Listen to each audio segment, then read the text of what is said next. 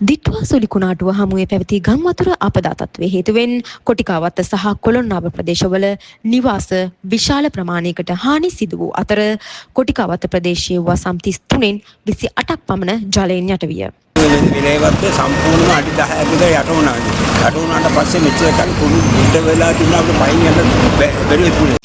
මෙම ආපදා තත්ත්වයට ප්‍රතිචාර වශයෙන් බස්නාහිර පළාත් ගරු ආණ්ඩුකාරතුමාගේ උපදෙස් පරිදි බස්නාහිර පළාත් අපද්‍රව්‍ය කළමනාකරණ අධිකාරිය ප්‍රධානත්වයෙන් කොටිකාවත්ත මුල්ලේරියාව ප්‍රාදේශීය සභාව හා එක්ව විශේෂ අපද්‍රව්‍ය ඉවත් කිරීමේ මෙහෙයුම් ක්‍රියාත්මක කර ඇත.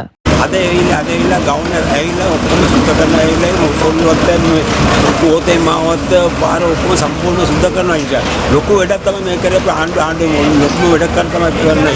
අපේ පයින් යන්න දෙවිදින්වත් බැරිය තිබුණේ ඇවිල්ලා පොල්ලොත් පාර ඇවිල්ලා අද ඔක්කොම සුද්ධ කරනවා මාෂාල්ලා ඒක. ඔයගොල්ලන් සෑහෙන හොඳ සේවයක් කරන්නේ. මොකද කැපවීමකින් වැඩ කරනවා.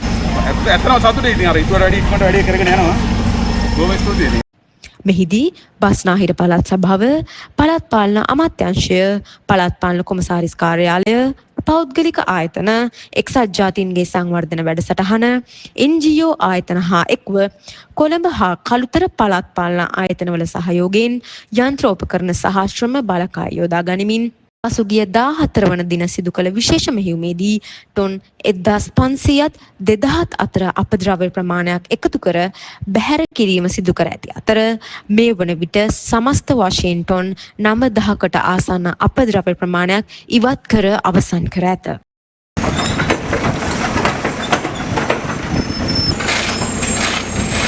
මෙම මෙහෙයුම් කටයුතු සම්බන්ධීකරණය කිරීම සඳහා පළාත් පාලන කොමසාරිස් කාර්යාලය සහ සහකාර කොමසාරිස් කාර්යාලය මගින් විශේෂ මෙහෙයුම් මැදිරියක්ද ක්‍රියාත්මකයි. මේ වන විටත් දිනකට ටොන් 700ත් 1000ත් අතර අපද්‍රව්‍ය ප්‍රමාණයක් අඛණ්ඩව ඉවත් කරමින් සිටින අතර හැකි ඉක්මනින් සියලු අපද්‍රව්‍ය ඉවත් කිරීමට උපරිම ශක්තියෙන් සහ සම්පූර්ණ සම්බන්ධීකරණයෙන් අඛණ්ඩව කටයුතු සිදු කරමින් සිටී. බස්නාහිර පළාත් අපද්‍රව්‍ය කළමනාකරණ අධිකාරිය